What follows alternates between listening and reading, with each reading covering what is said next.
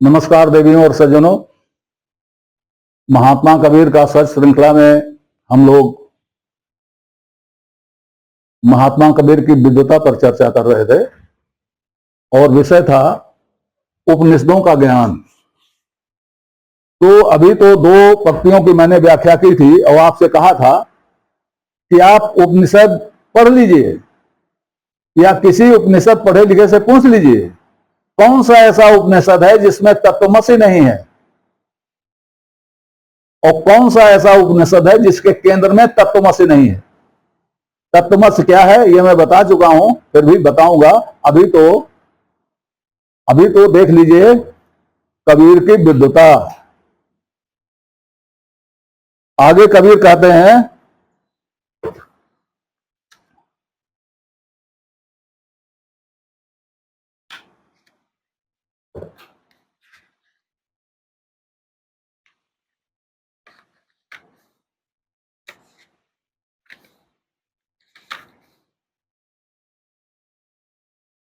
परम तत्व का निज परमाना सनकादिक नारद सुकमाना। सनकादिक नारद और सुखदेव ने परम तत्व का अपना अपना पैमाना बताया है। कोई ऐसा पैमाना नहीं है जिसको सभी लोग माने परम तत्व का। परम तत्व के पैमाने सबके अलग अलग हैं। नारद का अलग है, सुखदेव का अलग है और सनकादिकों का अलग है। और अभी देखिए किनका किनका पैमाना अलग है। याज्ञवल्क्य और जनक संवादा, इसका पैमाना अलग है। दत्तात्रेय वो ही रस स्वादा, दत्तात्रेय का पैमाना अलग है।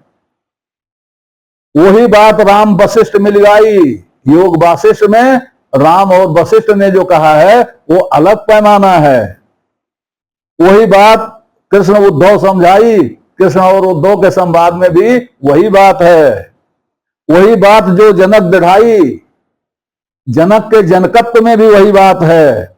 देह धरे विदेह कहाई, देहधारी हैं लेकिन विदेह कहे गए।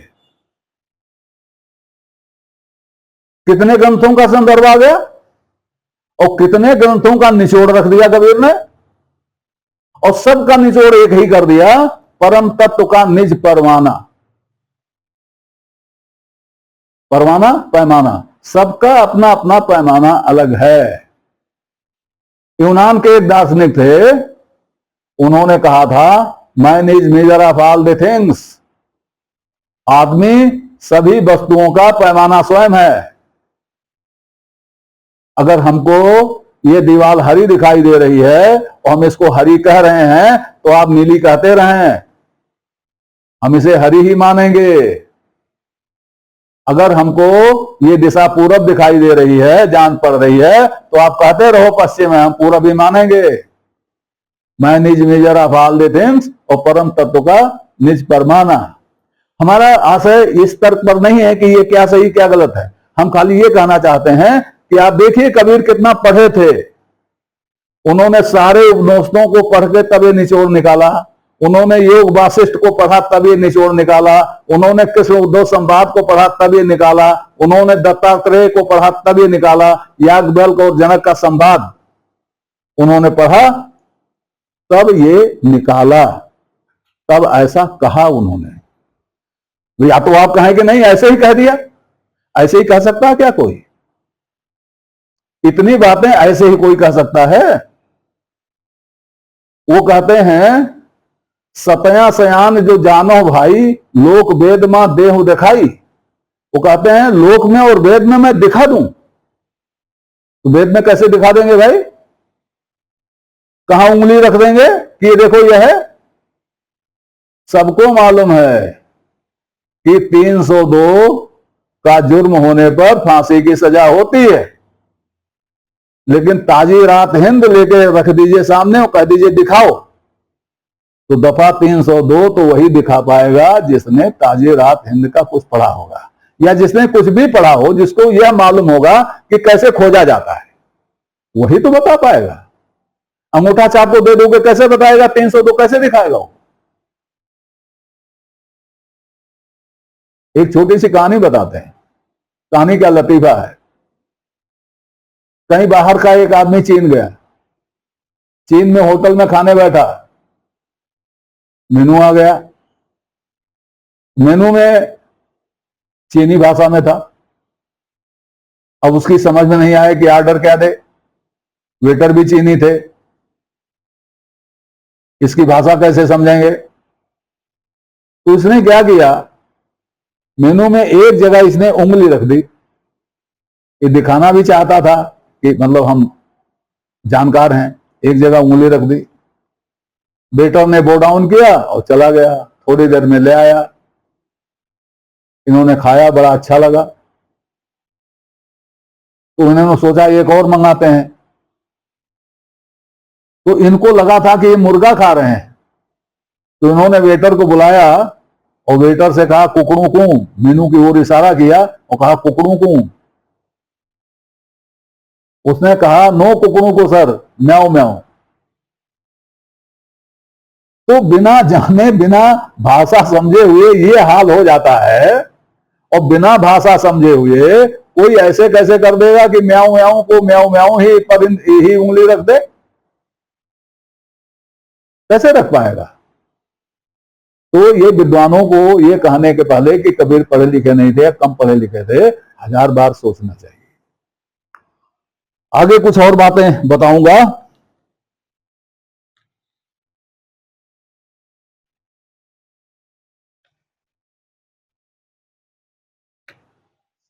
कह रहे हैं चंद्र चकोर ऐसी बात बताई, मानुष बुद्धि दीन पलटाई।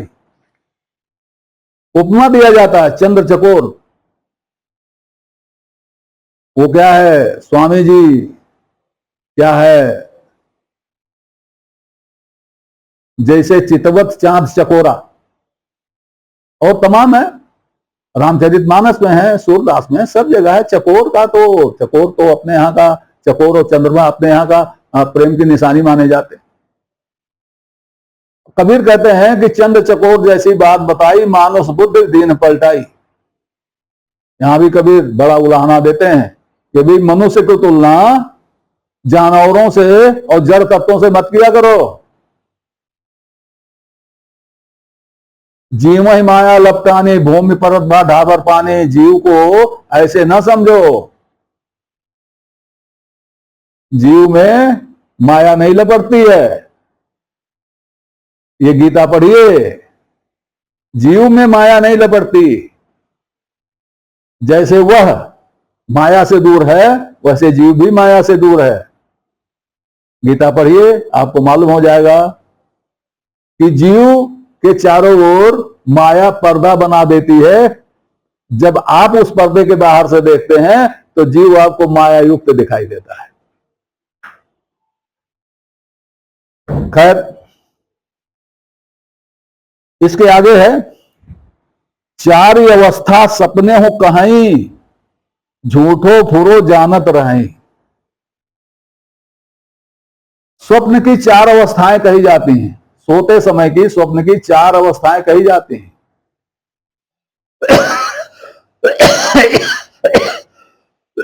ये चार अवस्थाएं कौन सी हैं? भाषा बताएगी, हिंदी बताएगी, अंग्रेजी बताएगी, संस्कृत बताएगी। ये चार अवस्थाएं अध्यात्म के तकनीकी शब्द बताएंगे। एक स्वप्न की अवस्था होती है, एक सुषुप्त की अवस्था होती है, एक जागृत अवस्था होती है। इस तरह चार अवस्थाएं होती हैं। तो ये चार अवस्थाओं की बात कर रहे हैं कबीर। ये चार अवस्थाएं कबीर कहां से ले आए? सत्संग से ले आए हैं, घुमक्कड़ होने से ले आए हैं, पंजाब से ले आए हैं, महाराष्ट्र से ले आए हैं।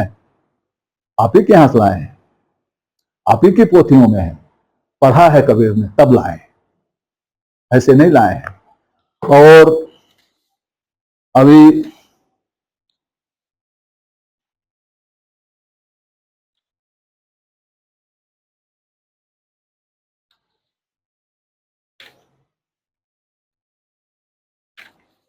आगे की बात बताता हूं। एक तो आप देख ही चुके हैं पैमाना की बात, दो वाणियां हैं पैमाने के बारे में। व्यंग, देखिए इसमें 6 दर्शन का नाम लिया उन्होंने। 6 दर्शन में जो परवाना तासु नाम बनवारी, 6 दर्शन में जो प्रमाण है, जो पैमाना है, उसका नाम क्या है? बनवारी। बनवारी का मतलब बनावटी। सारे नाम बनावटी हैं, सारे नाम बनावटी हैं। ब्रह्म भी बनावटी है। बृहत्वात् ब्रह्म, ब्रह्म की ये लक्षण है, बृहत्वात् ब्रह्म। जो बढ़ जाए वो ब्रह्म है। तो कितनी चीजें हैं जो बढ़ जाती हैं? तो शुरू में जितनी चीजें बढ़ने वाली हुई सबको ब्रह्म मान लिया गया, फिर नेत नेत का करके हटा दिया गया। तो 6 दर्शन में जो परवाना तासु नाम बनवारी, कहें कबीर सब खलक सयाना या में हमें अनारी। सभी सयाने हैं, हम ही अनाड़ी हैं। इस तरह से कह के तो कबीर 6 दर्शन को अनाड़ी बता दे रहे हैं। बिना पढ़े, बिना जाने, बिना जाने कोई कैसे कह देगा? एक को कह देगा, दो को कह देगा, 6 के 6 को कैसे कह देगा? और देखिए अगली यही चीज है, 6 दर्शन में जो परवाना तासु नाम मन माना। अब बनवारी का मतलब आप समझ गए होंगे। बनवारी माने बनाया हुआ, कृत्रिम। अब उसको स्पष्ट कर दिया इसमें। 6 दर्शन में जो परवाना तासु नाम मन माना, कहें कबीर बस हम ही अनारी और सब खलक सयाना। 2 बार एक ही चीज को 2 बार स्पष्ट किया कबीर ने। तो ये 6 दर्शन के बारे में टिप्पणी है। और कितना कहा जाए, किस किस के बारे में टिप्पणी है? कबीर तो सारे सिद्धांतों को काट पीट के रख दे रहे हैं। एक पद है उनका जो शुरू होता है, वो तो राम रमा की भांति हो सब संत उदाहरण चुनरी। जितनी चुनरियां हैं वो राम रमा की तरह की हैं सब, और सभी संतों की चुनरी उधार की है, अपनी नहीं है, उधार की है। और आखिर में कहते हैं मैं नहीं बांधनवारी सब संत उदाहरण चुनरी। मैं उधार की चुनरी नहीं पहनूंगी, सारे संतों की चुनरी उधार की है। तो कबीर ने सारे संतों को जाना, सारे संतों को पढ़ा, उनकी चुनरी देखी, तब उन्होंने कहा कि सारे संतों की चुनरी उधार की है, मैं इसमें से कोई चुनरी नहीं पहनूंगा, मेरी अपनी चुनरी होगी। और यही उन्होंने कहा, तुम जिन जानो गीत है यह निज ब्रह्म विचार। यह निज ब्रह्म विचार क्या होता है? विद्वानों से पूछना चाहता हूं, ब्रह्म विचार क्या होता है? ब्रह्म विचार कहते किसे हैं? ब्रह्म विचार ही तो दर्शन है। एक होता है विचार, एक होता है फॉलो करना। हम फॉलो कर रहे हैं, विचारक तो और लोग हैं। तो कबीर कहते हैं कि इसको गीत ना समझो, यह निज ब्रह्म विचार, ये हमारा ब्रह्म विचार है। ब्रह्म विचार ही तो दर्शन है। कबीर कहते हैं ये हमारा दर्शन है, 6 से अलग। अब आप कसम खाए बैठे हो कि 6 के अलावा 7वां दर्शन हो नहीं सकता, तो कोई क्या करे? क्यों नहीं हो सकता भाई? जब 6 हो गए तो 7वां क्यों नहीं हो सकता? कोई बंदिश है क्या? 3 वेद हुए तो 4था हो गया अथर्ववेद, आपने रोक लिया क्या? तो अब 6 दर्शन, यहां पर थोड़ी बात फिर आगे बढ़ रही है, क्या करें, संक्षेप नहीं कर पा रहे हैं। भगवान कृष्ण ने गीता में क्या कहा? ये वेद त्रिगुण से युक्त हैं, ये तुझे मुक्ति नहीं दिला सकते, इसलिए हे अर्जुन तू इनसे परे हो जा। तो त्रिगुण से जो परे होगा वो कहां जाएगा?